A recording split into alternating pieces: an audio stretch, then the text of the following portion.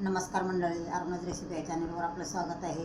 आणि आपल्याला सगळ्यांच्या आवडीचा पदार्थ करायचा आहे की वडापाव. म्हणजे पाव नाही बनवायचे, वडाच बनवायचा आहे आपल्याला. तर आपण असं वडापाव करणार आहोत. तर नक्की या सगळे खायला माझ्याकडं. आणि कसा झाला आहे आपला वडापाव बनवून बघा, कमेंटमध्ये कळवा. तर लहान मुलांपासून मोठ्यापर्यंत वृद्धांपर्यंत सगळ्यांनाही हा वडापाव हा एक अशी गोष्ट आहे की ती सगळ्यांनाच आवडते. म्हणून मस्त असा वेगळ्या पद्धतीचा वडा करू बघा आपण. कारण वेगळे काहीतरी टिप्स वापरायचे आहेत आणि त्या टिप्स वापरून आपण वडापाव करायचा आहे. त्यामुळे तुम्हाला नक्की आवडेल आणि करून बघा तुम्ही. तर नक्की एकदा कराल ना तुम्ही तर तुम्हाला खूप आवडेल. कारण माझ्या मैत्रिणींना वगैरे खूप आवडतं मी केलेला वडापाव. तर चला आपण वडापावला काय काय लागते बघून घेऊयात. तर इथे बघा आपल्याला वडापावसाठी काय काय लागणार आहे साहित्य. तर मी इथे 8 बटाटे घेतलेत बघा. 8 बटाटे घेतले, भरपूर अशी कोथिंबीर घेतली, भरपूर पुदिना घेतला आहे, लसूण आपला गावरान लसूण आहे तरी मी जास्तच घेतला आहे थोडासा. मिरच्या एक 7-8 झणझणीत करायचं आहे मला. तर तुम्हाला लहान मुलांना खायचं असेल तर तुम्ही मिरच्या कमी टाकू शकता. इथं 1-1.5 इंच मी अद्रक घेतलं आहे, थोडा सोडा लागणार आहे आणि ही 1.5 वाटी आपल्याला बेसन पीठ लागायचं आहे बघा. आणि आपण एक छान टिप वापरणार आहे बघा. तर तुम्हाला करता करता मी दाखवतेच. आणि जिरी मोहरी हळद वगैरे ते बेसिक आहे, आपण का भाजी करताना टाकूयातच. तर बघा आपण आता बेसन पीठ घालून घेऊया प्रथम आणि बटाटे उकडायला टाकूया. तर बघा हे आपल्याला 1.5 वाटी बेसन घ्यायचे. इथं मी 1 वाटी घेतली आहे, अजून अर्धी वाटी घेतली बघा.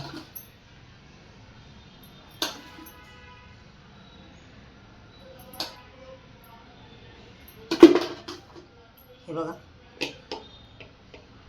1.5 वाटी बेसन घेतले.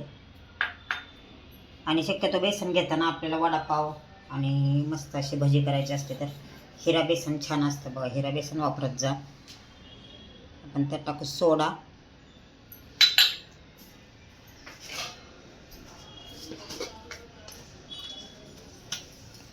इथे आपण टाकू चवीनुसार मीठ. जास्त काही टाकायचं नाही याच्यात आपल्याला. आणि थोडीशी आपण हळद टाकूया.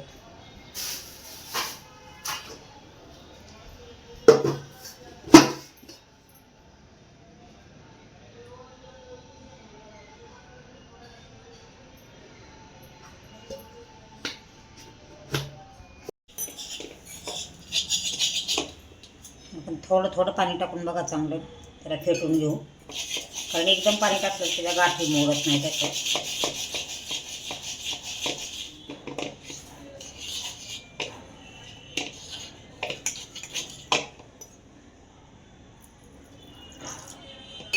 अशा पद्धतीनं आपण थोडं थोडं पाणी टाकून, आणि जास्त पातळ नाही आपल्याला पीठ करायचं आहे, मीडियम करायचं आहे आपल्याला. कारण वडापाव करायचं आहे आपल्याला.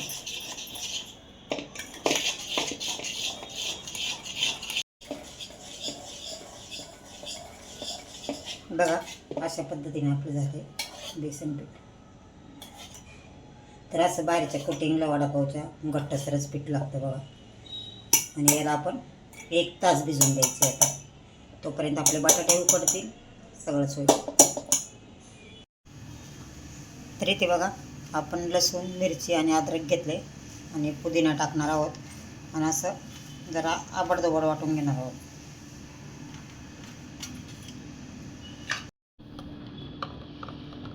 बघा आपण आता बटाटा आपला उकडून थंड झालेला आहे. आपण मॅश करून घेऊ. मॅश केले म्हणजे वडे छान करता येतात तसे. आपण बटाट्याचे तुकडे तुकडे करून गरम केलं ना तर मग असं ते मोठं मोठं एकसारखं बारीक नाही होत. त्यामुळे आपण मॅश करून घेतो. हे पूर्ण बटाटा आपण मॅश करून घेऊया. बघा आपण एकसारखा करून घेतला असा बटाटा. आता आपण टाकूयात कढईत तेल. तेल आपल्याला थोडंच टाकायचं आहे. 1 चमचा तेल टाकल्यानंतर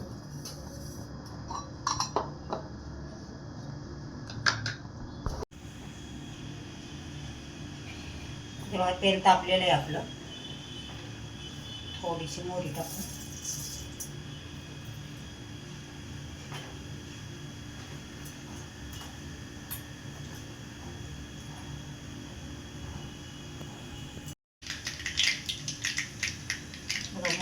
भाजायला लागलं तर जिरं टाकूयात थोडंसं.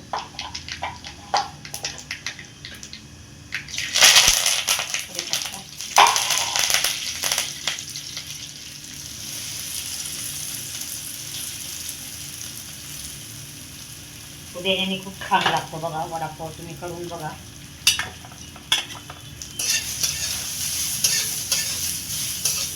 तेलाचा वापर बिलकुल कमी केलेला आहे बघा. नॉर्मली तेल टाकायचं आहे आपल्याला.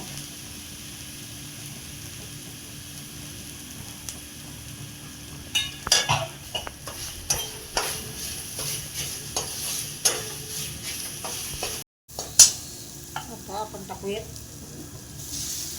मॅश करून घेतलेला बटाटा.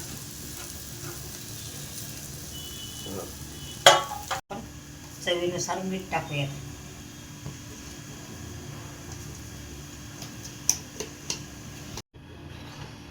तरी ते बघा आपण नॉर्मली बटाटा गरम करून घेतला, तुम्ही नाही गरम करून घेतला तरी चालतो तो, पण मी आपला नॉर्मली थोडंसं तेल टाकून बटाटा गरम करून घेतला आहे. आणि आपण आता काढून घेऊयात, जरा थंड होऊ द्यायचे त्याला. आणि बघा मग मी एक टिप वापरते. तर आता आपण कोथिंबीर वरून टाकतो याच्यात. इथे बघा आपलं सगळं मिश्रण मिक्स करून झालं आहे. आणि आपल्याला काय टिप वापरायची बघा. आता आपण टाकतोय वरून थोडीशी साखर.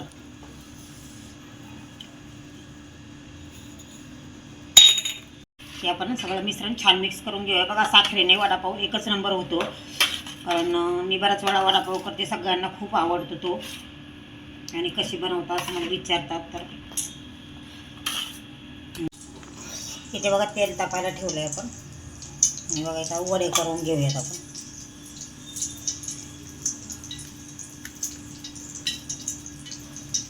एकदम पातळसर करून घ्यायचे बघा आपल्याला, कारण खूप जाड जर केले तसं आपण बटाटा गरम केलेला आहे, कच्चा नाही घेतलेला.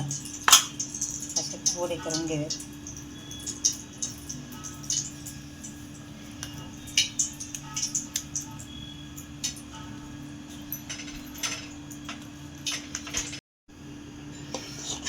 तर इथे बघा आपण बेसन 1 तास झाले भिजत घालून ठेवलं होतं, मस्त असं भिजलं आहे बघा. आता आपण जे वडे करून घेतलेत, आता वडा तळून घेऊयात.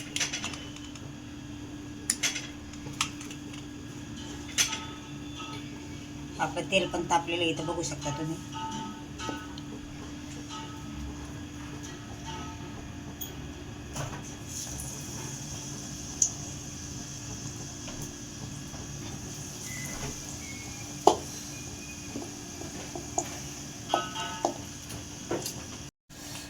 बघा तर कसा टंब फुगला आपला वडा, मस्त असं आहे. कारण मी 1 तास बेसन भिजून दिलं आहे.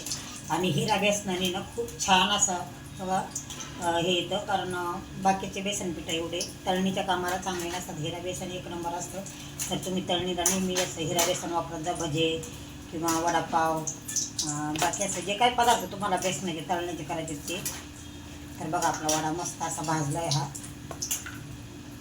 असा तोंडाला पाणी सुटलं की नाही तुमचे सांगा मला. तर आपला वडा तयार झाला आहे. या वडापाव खायला तुम्ही पण या, गरम गरम खाऊन घ्या. कारण आता थंडी पण थोडी थोडी चाललेली आहे, तर गरमागरम खायला तर मस्तच आवडतं सगळ्यांना. तर बघा आपला वडापाव कसा झाला आहे मला कमेंट करून नक्की सांगा. आणि आपल्या चॅनलला लाईक शेअर सबस्क्राईब करायला अजिबात विसरू नका.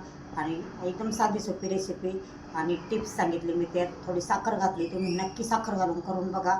आणि पुदिना थोडं वाटण करून असा वडा. आणि आपल्याला भाजी काही जास्त गरम करावी लागत नाही, तेल पण एकदम कमी टाकायचं. तर बघा तेलकट पण दिसत नाही आपला वडा, काहीच नाही, एकदम छान झाला आहे असा. तर आपला वडापाव करून बघा, कमेंटमध्ये कळवा. धन्यवाद.